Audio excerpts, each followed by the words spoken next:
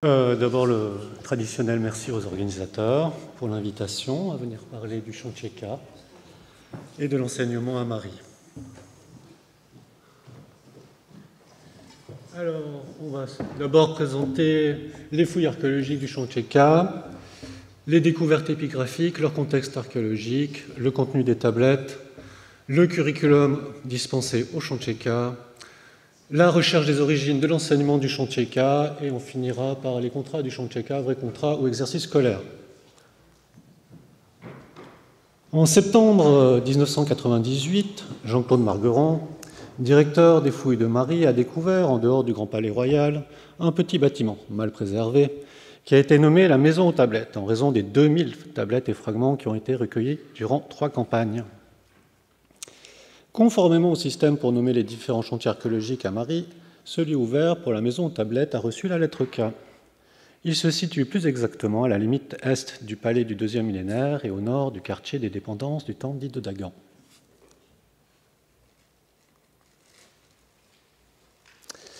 En 3 campagnes, donc de 1998 à 2000, les archéologues dégagent 2 unités architecturales, limitées à l'est par une ruelle nord-sud, en raison de la proximité avec la surface, de l'érosion et de l'infiltration des eaux de pluie, les unités ne sont que partiellement comprises.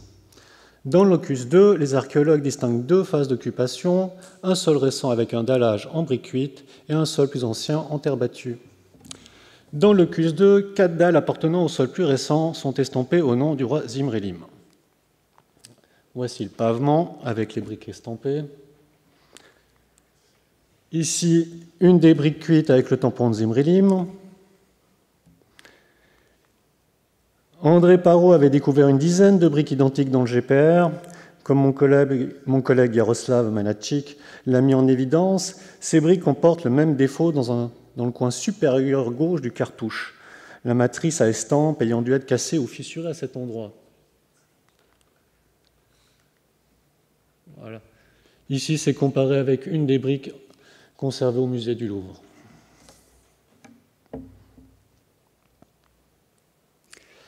En ce qui concerne le premier niveau d'occupation, 2 briques cuites ont été perforées pour permettre l'accès à 2 jarres enterrées, l'une dans la pièce 6 et l'autre dans la pièce 9. La jarre de la pièce 2 contenait 2 gobelets, tout comme celle de la pièce 9, mais cette dernière était recouverte d'un couvercle d'argile pour conserver l'humidité, et de l'argile a également été découvert à l'intérieur de la jarre. Ici la première de la pièce 2, et ici la jarre donc, de la pièce 9 avec le couvercle en argile. Ce type de jarre se retrouve partout en Mésopotamie, comme on l'a vu encore ce matin à Terka, et servait à la conservation et recyclage de l'argile, ainsi qu'au simple stockage de l'eau. Des tablettes, le plus souvent scolaires, ont été trouvées à proximité de ces installations, dans chaque endroit où elles sont attestées. Il s'agit d'une des installations archéologiques pour lesquelles la littérature sumérienne nous a laissé un nom. Grâce à un duplicata publié par Jeremiah Peterson, nous pouvons désormais identifier ces jarres avec le Duglartan que l'on retrouve dans la composition sumérienne Edubaha ou School Days. L'homme en charge du Lartan me dit « Pourquoi as-tu pris de l'argile sans ma permission ?» et il me frappa. L'utilisation du Duglartan pour le stockage de l'argile et comme récipient à bière peut s'expliquer par le fait que la bière et l'argile subissaient le même processus à l'intérieur de ces jarres, soit probablement la décantation. À l'exception de quelques tablettes éparses, toutes les tablettes proviennent de 2 pièces de l'unité septentrionale, où elles avaient été utilisées comme matériaux de construction entre les 2 sols des loquis 2 et 6.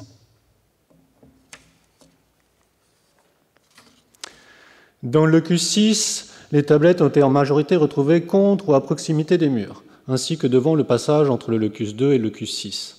En raison du fait que des tablettes avec exactement le même contenu, voire le même exercice, ont été découvertes côte à côte durant le dégagement, j'ai essayé de replacer chaque groupe de tablettes afin de permettre d'analyser la documentation en associant les données archéologiques et épigraphiques. Dans le locus 2, durant le sondage de la dernière campagne, 11 tombes ont été dégagées. Ces inhumations ont perturbé le contexte archéologique original des tablettes. Tablettes et fragments ont été découverts sur une profondeur de 2,50 m. Cependant, les raccords effectués sur 2 textes littéraires issus des tablettes contenant des listes de noms propres, ainsi que les similitudes entre les tablettes des 2 pièces, suggère que la plupart des tablettes appartiennent au même bourrage entre les deux niveaux d'occupation du locus 2, comme ce qui est le cas dans le locus 6.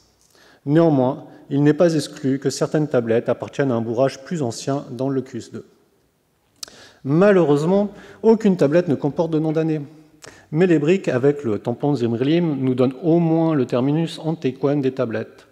De plus, l'onomastique indique également que des tablettes sont le plus probablement à dater du règne de Zimrilim, voire même de la fin de son règne. Les tablettes sont très mal conservées. Quelques-unes sont complètes, beaucoup sont remodelées, effacées, voire même un épigraphe. Sur les 2000 tablettes et fragments recueillis, 1576 ont été enregistrés dans une base de données. Cet ensemble de textes se compose essentiellement de tablettes scolaires, comme vous voyez, les lentilles, listes de mots, textes mathématiques, proverbes et même des textes littéraires. Plusieurs listes de noms de personnes sémitiques, ainsi que quelques lettres et des contrats complètent la découverte. Alors, grâce aux quelques tablettes de type 2, le curriculum du Shanteka a pu être constitué dans les grandes lignes. Sur la face, l'élève apprend un nouvel extrait. Ici, il a la liste des noms de noms divins. Et au revers figure une répétition de quelque chose qu'il a déjà appris. Dans ce cas, il s'agit de la liste complète des signes de Marie, comme Protoé à Nippur, mais sans la colonne donnant la valeur du signe. Donc, un exercice légèrement plus élémentaire que Protoé à Nippur.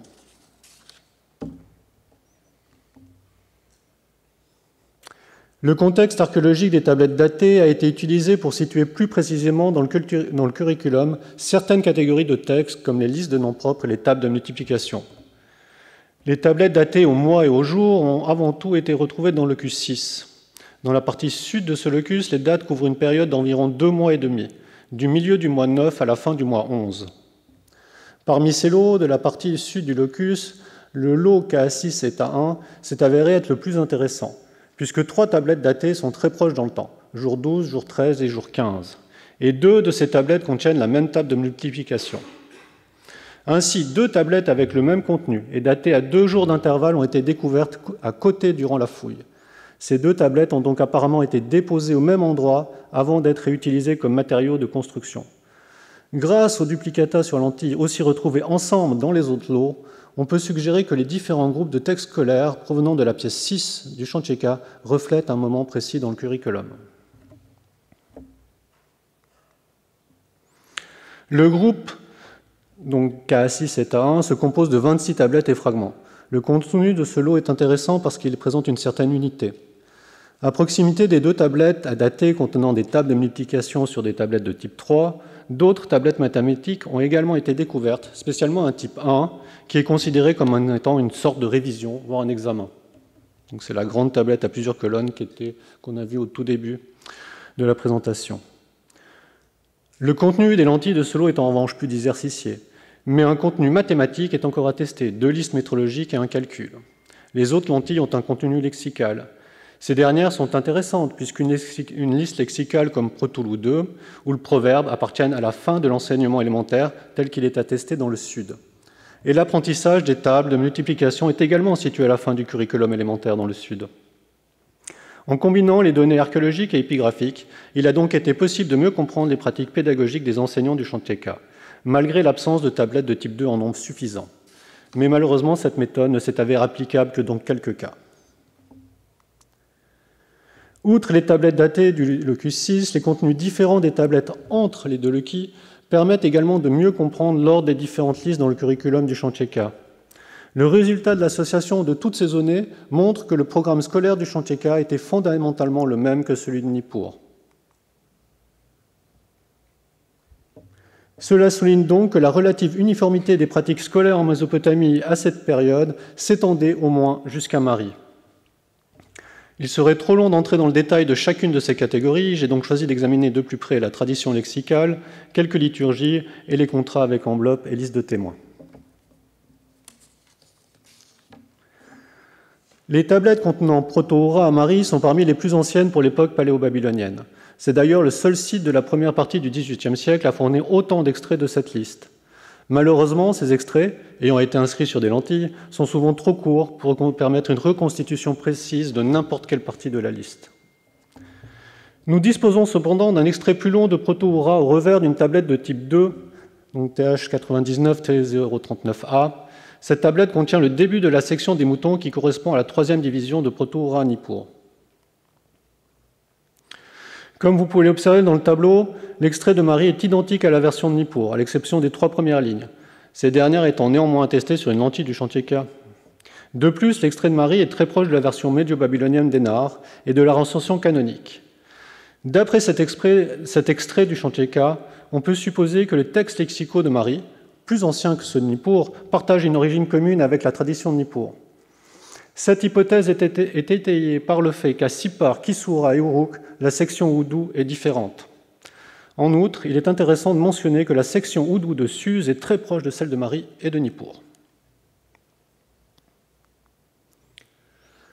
En l'absence d'extraits plus longs et suivant l'hypothèse de Nick Veldois, que je cite, il y a des raisons de penser que le corpus de Nippur n'est pas représentatif de la tradition paléo-babylonienne dans son ensemble. Une comparaison entre les versions Proto-Oura de Nippur et d'Issine, par exemple, montre que la version de Nippur est dans la plupart des cas plus courte et que le texte d'Issine inclut déjà un certain nombre d'éléments connus des sources plus tardives, donc médio-babyloniennes. Donc, suivant cette hypothèse, j'ai ainsi examiné les lexèmes du chantier K qui ne sont pas attestés dans la version de Nippur. Le tableau montre qu'il existe une relation possible entre la tradition de Marie et la tradition Issine-Larsa, puisque les textes de Cusas XII pourraient provenir de cette région, selon Miguel Civil. Mais ce tableau indique aussi que certains lexèmes sont attestés plus tard à Shadupum et à Sippar. Enfin, nous constatons qu'il existe à nouveau un lien évident avec la tradition lexicale plus tardive. Si les extraits de Proto-Oura ne permettent pas de déterminer à quelle tradition appartient exactement la tradition scolaire du chantier K, ils mettent en évidence la pénétration de la tradition lexicale sud-mésopotamienne dans la région syro-mésopotamienne à cette époque, comme c'était déjà le cas au IIIe millénaire avec les textes lexicaux d'Ebla et une partie des textes lexicaux de Marie. Si l'on considère les listes de noms divins, un lien entre les traditions lexicales d'Issine et de Marie peut à nouveau être proposé. Un long extrait de la liste de noms divins de Marie avait déjà été trouvé dans les années 80 au chantier A, au Petit Palais oriental. Les nouveaux fragments du chantier K complètent la liste et montrent que la même liste était enseignée au chantier K et au chantier A, ainsi qu'au Palais, où un petit fragment avait été découvert par André Parot. Les deux listes commencent de la même manière. Anne, le couple Anne-Lil, puis les pères d'ancêtres commençant par Enki-Ninki, suivis de la section Enki et de la section déesse-mère. Les deux dernières sections ont été interverties, mais les 3 noms qui commencent à section Enki sont les mêmes dans les deux listes, et ce sont les seules listes où ces 3 noms se retrouvent ensemble. De nombreux autres arguments permettent de conclure que les deux listes ont une origine commune, mais il serait trop long de les énumérer tous, et pour ceux qui s'intéressent à ce sujet, je renvoie à mon article dans Syria qui paraîtra d'ici quelques semaines. En résumé, à l'aide de la liste Proto-Oura et de la liste de noms divins, il a été possible de mettre en évidence que la tradition scolaire importée à Marie provenait du sud de la Mésopotamie. À côté des textes littéraires classiques comme Shulgiya ou Shulgibe, ou Lugal-Banda, Lugalé ou des proverbes, quelques liturgies en surmérien ont également été découvertes. La plus grande contient la deuxième partie du Balag Elum Gusum. Un des intérêts de ce texte réside dans ses gloses akkadiennes, dont une indique le lieu où doit être chanté le texte. À l'intérieur de la maison, il chante le chant Inin. Ce type de glose pratique permet de suggérer que ce grand texte liturgique faisait également partie de l'enseignement, tout comme les extraits sur les tablettes à format panoramique ou savonnette, à comparer avec celle publiée par Michael Guichard.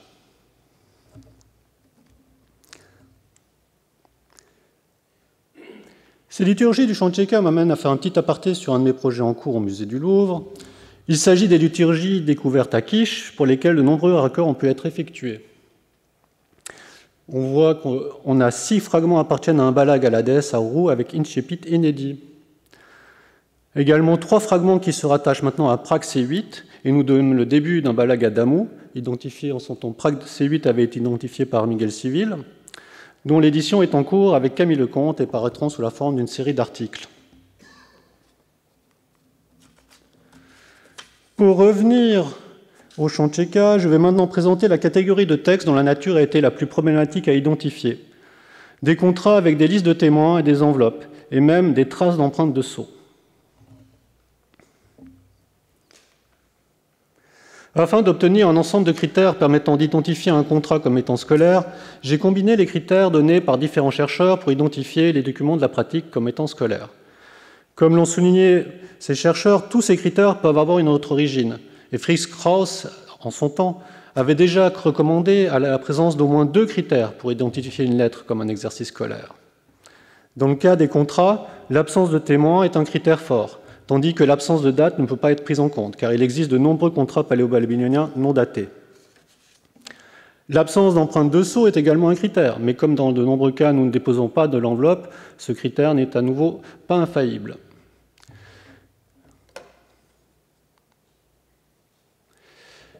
Localisation des contrats du chantier K. 40 tablettes et fragments ont été identifiés comme appartenant à la catégorie juridique. 36 dans le locus 6 et 4 dans le locus 2.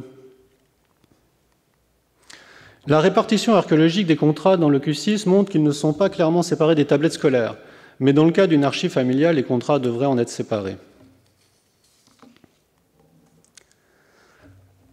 28 tablettes contiennent l'achat d'un esclave. 4 tablettes contiennent un cautionnement, mais 2 contiennent le même cautionnement avec les mêmes protagonistes. Une tablette est un prêt, mais la tablette est mal conservée, sans ligne et difficilement lisible. Le reste des tablettes est mal conservé et le contenu exact n'a pas pu être identifié. Aucune tablette n'est datée, à l'exception du prêt.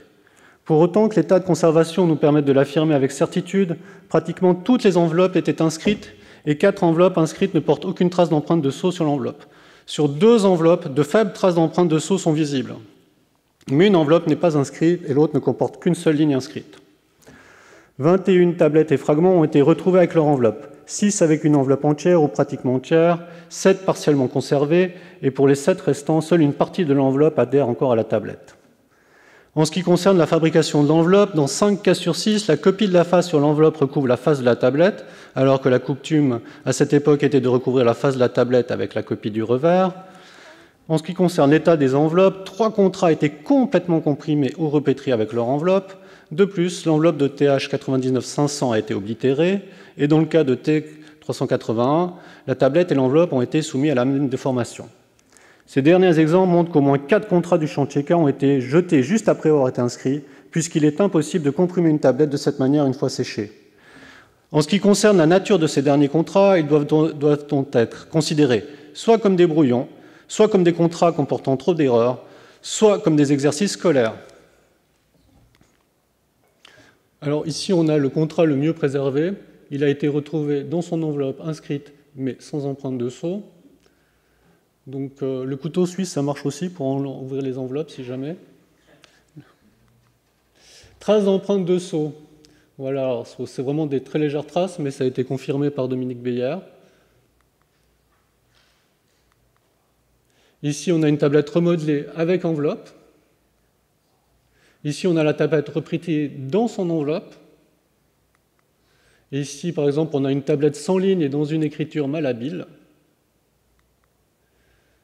Et ici, on a le plus petit des achats d'esclaves, écriture inclinée et peu lisible. Donc, il faut faire vraiment tout petit comme contrat pour l'avoir eu dans les mains. C'est minuscule.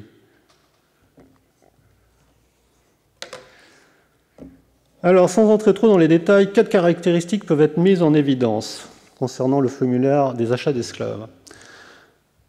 Et le formulaire est le même que le formulaire du chantier K, le même que celui du palais, mais aussi pratiquement identique à celui des modèles de contrats retrouvés sur Prism et publiés par Gabriel Spada, donc que ce soit dans l'Atseta ou dans CUSAS. On retrouve encore ce formulaire dans les contrats provenant du nord de la Babylonie, donc comme on a vu ce matin à Shadoupou, Michalis, Sipar, Touloul-Ratam et Toutoub. Les principales différences entre le palais et le chantier K sont l'absence de date au chantier K et la liste des témoins. Alors qu'au chantier K, nous avons un nombre fixe de témoins pour tous les achats d'esclaves, 3 plus nom des pairs plus scribe, alors que dans le palais, le nombre de témoins n'est jamais fixé pour aucune catégorie juridique. Troisièmement, le serment Moul-Galabi est très rare dans le palais. Ce serment n'est attesté que dans RM 8.8, donc dans un seul contrat parmi plus de 80 contrats publiés dans RM 8. Différents types de serments étaient en effet en usage à Marie. Le serment Moul-Galbi est une caractéristique des modèles de contrat à cette époque, donc soit que ce soit sur prisme, sur tabelle de type 1, 2 ou 3 ou les lentilles. Néanmoins, on le trouve quand même dans les contrats de Larsa, Issin, Our et Toutoub, où serment semble prévaloir, ainsi qu'à Nippur, Terka, Ishali et Shadupum.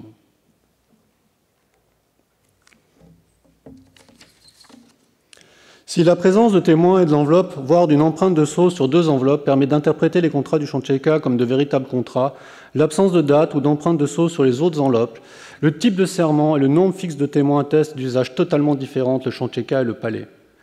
Dans le cas d'une archive familiale, ce sont normalement les contrats de prêt qui devraient dominer, non les achats d'esclaves.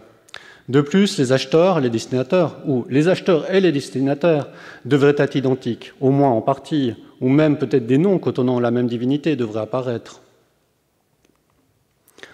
L'étude des noms apparaissant dans les contrats et les lettres a montré que ce n'était pas le cas. De plus, parmi les liens familiaux attestés au Chancheka, aucun n'est attesté dans la documentation administrative du palais. En outre, 4 individus ont 2 pères différents. Donc, à moins de considérer que tous ces contrats proviennent de différents lieux de mari et qu'ils ont été déposés avec les tablettes scolaires qui, elles, constituent un ensemble cohérent, la situation est difficilement explicable, sauf s'il s'agit de documents scolaires. Le même vendeur apparaît dans différents contrats. Shah Tadad apparaît 6 fois, Yariman 2 fois ou Yatashra 2 fois. Il pourrait donc s'agir de vendeurs d'esclaves qui gardaient une trace de leurs transactions. Mais normalement, c'est l'acheteur qui gardait le contrat à cette époque. Il faudra aussi expliquer pourquoi Shatadat a vendu 2 fois le même esclave, Rimatum, à 2 personnes différentes, et pourquoi cet esclave a aussi été vendu par Yatashra, sans que Yatashra ne soit l'acheteur de l'esclave vendu par Shatadad. Ce qui est intéressant ici de noter, c'est que Shatadad n'est pas attestée à Mari, mais elle apparaît dans une série de modèles de contrats découverts à Issin en tant que Nugig, ce qui montre à nouveau un possible lien avec la tradition d'Issin.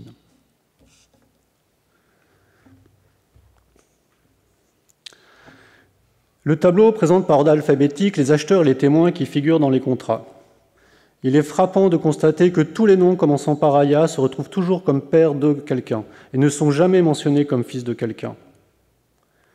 De plus, la majorité des noms en Iya ou en Idin sont presque toujours dans la position du fils, et surtout on remarque qu'aucun nom ne contient Dagan comme élément, ce qui est assez surprenant pour Marie. Cette grande proportion de noms Aa ou Aya, Iya ou Idin peut s'expliquer par les listes scolaires d'éléments de noms de personnes qui sont les précurseurs des méthodes scolaires du premier millénaire. Dans les contrats du Chancheka, 5 noms commencent par Aya. 18 sont construits avec Ya, Idin, Ibi, Ipik. Et enfin, 13 noms sont de formations différentes. T509 est le seul contrat où les noms du père sont uniquement en Aya et le nom du fils uniquement en Idin et Ipik. Mais ce dernier a été oublié sur l'enveloppe. On a la même chose sur 2 cautionnements qui présentent également cette organisation dans les noms du débiteur et du garant. Aya père, Iya fils. D'après ces données, le choix des noms figurant sur les contrats du Chancheka semble avoir été influencé par la connaissance de listes du même type que celles trouvées à Uruk et à Sipar, comme l'atteste l'existence de MPS 15, que j'ai montré avant. Malheureusement, l'absence d'un extrait plus long au Chancheka ne nous permet pas de connaître le contenu exact de cette liste d'éléments de noms de personnes. Tous ces éléments démontrent que les contrats du Chancheka doivent être considérés comme des contrats scolaires, malgré la présence d'enveloppes et de témoins. Cependant, il y a encore les traces d'empreintes de sceau qui n'ont pas été expliquées et pour lesquelles nous pouvons faire les propositions suivantes, ce qui me permet de faire un petit rappel à un autre anniversaire, celui de la revue Naboo. Chacun ses perles, ça c'est une des miennes. La première proposition serait la réutilisation de l'argile d'une enveloppe ou d'un scellement de jarre ou de porte qui contenait déjà l'empreinte d'un sceau. Dans ce sens, le fragment d'une liste métrologique du Chancheka peut être mentionné ici, car l'on peut observer une empreinte de sceau effacée. La seconde proposition serait que l'élève avait un sceau et a scellé lui-même l'enveloppe afin de s'entraîner. Si les élèves apprenaient à façonner une tablette ou une enveloppe, ils auraient également dû apprendre à dérouler un sceau. En faveur de cette dernière proposition, Nemet-Nedja et Wallenfeld sont arrivés plus ou moins à la même conclusion pour YBC 4702, une tablette de type 3 contenant une table de multiplication par 50, sur laquelle un sceau avait été apposé à plusieurs reprises. Enfin, nous avons également des sceaux d'enfants. On a celui publié par Dominique Beyer et Laurent Colonna d'Istria, qui a été retrouvé dans une tombe d'enfants de Marie appartenant à Zinuba, fils du Shakanaku Idinilum. Il y aurait encore beaucoup à dire sur les découvertes du chantier K, ses textes mathématiques, ses listes de noms propres, ses proverbes, mais je m'arrêterai là. À mon sens, la démonstration présentée ici permet d'identifier les contrats du chantier K comme des documents scolaires. Ces contrats doivent nous inciter à manipuler avec précaution les données provenant des contrats provenant de l'époque paléo-babylonienne, car des groupes de contrats ont été retrouvés à proximité de tablettes scolaires comme à Touloul-Ratab ou à Ishali, et contiennent de nombreuses caractéristiques qui ont été soulignées pour les contrats du chantier K. Merci de votre attention.